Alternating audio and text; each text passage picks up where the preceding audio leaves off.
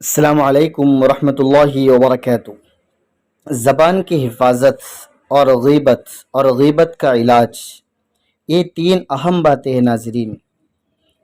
غیبت کا علاج حضرت تھانوی مولانا اشرف علی تھانوی رحمۃ اللہ علیہ فرماتے ہیں، غیبت کا علاج فرماتے ہیں کہ جب بولے تو سوچ سمجھ کر بولے اور اپنی مجلس میں موجود لوگوں کے علاوہ کسی تیسرے کا تذکرہ ہی نہ کرے، چاہے وہ اچھا تذکرہ ہی کیوں نہ ہو۔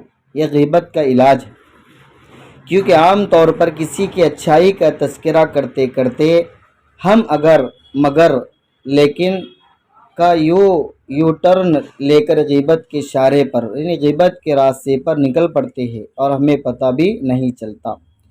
مگر لیکن کا یو ٹرن لے کر غیبت کے راستے پر اشارے پر نکل پڑتے ہیں اور ہمیں پتہ بھی نہیں چلتا۔ یہ غیبت کا علاج ہے، ہم جب بولے تو سوچ سمجھ کر بولے اور اپنے مجلس میں موجود لوگوں کے علاوہ کسی تیسرے کا تذکرہ ہی نہ کرے۔ زبان کی حفاظت، امام شافعی علیہ الرحمہ سے جب کوئی سوال کرتا تو جواب دینے میں کچھ دیر خاموش رہتے کہ اس کا جواب دینا ضروری بھی ہے یا نہیں، یعنی ہر ایک کا جواب دینا ضروری نہیں، جو ضروری ہے اس کو جواب دیا جائے، بغیر ضروری ہے اس کو بالکل نہیں دیا۔ کیوں؟ فرمایا اللہ رب العزت فرماتے ہیں ما یلفظ من قول الا لدیہ رقیب عتید، سورہ قاف۔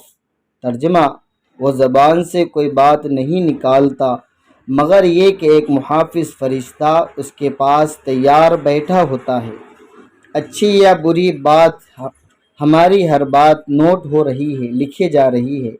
اور نوٹ کون کر رہا ہے؟ فرمایا کہ وہ فرشتہ جو ہر وقت تیار بیٹھا ہوا ہے ہماری حرکات اور سکنات کو نوٹ کرنے کے لیے۔ نبی کریم صلی اللہ علیہ وسلم نے حضرت معاذ بن جبل رضی اللہ تعالیٰ عنہ کو نصیحت فرمائی کہ اپنی زبان پر قابو رکھنا، امسک علیک لسانک، اپنی زبان پر قابو رکھنا۔ حضرت معاذ رضی اللہ عنہ نے عرض کیا یا رسول اللہ، کیا زبان کی وجہ سے بھی ہم سے بعض پرس ہوں گی؟ نبی علیہ السلام نے فرمایا کہ بہت سے لوگ قیامت کے دن زبان کی وجہ سے اوندے منہ پڑے رہیں گے، ہلاک ہوں گے زبان کی وجہ سے۔ زبان ہمارے لیے ایک سرکاری مشنری ہے جو مفت میں مل چکی ہے، تبھی اس کا اندھادھند استعمال عام نظر آتا ہے۔ جب چاہے بے دھڑک استعمال کیا، گالی گلوچ، غیبت، گانا بجانا، فضولیات وغیرہ، جبکہ اس کا صحیح استعمال ہمارے نیکیوں کا خزانہ سمیٹ سکتا ہے۔ صحیح استعمال کرنا زبان کی ہمارے نیکیوں کا خزانہ سمیٹ سکتی ہے۔ نبی علیہ السلام نے فرمایا کلمتان خفیفتان علی اللسان، یہ بخاری شریف کی آخری روایت ہے۔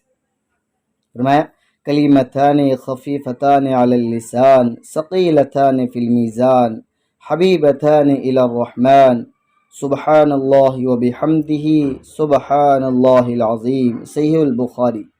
ترجمہ، دو کلمے ایسے ہیں جو زبان پر بڑے ہلکے ہیں، دو کلمے ایسے جو زبان پر بڑے ہلکے ہیں، میزان میں بڑے وزنی ہیں، ترازو میں رحمان کو بڑے محبوب ہے، اللہ تعالیٰ کو۔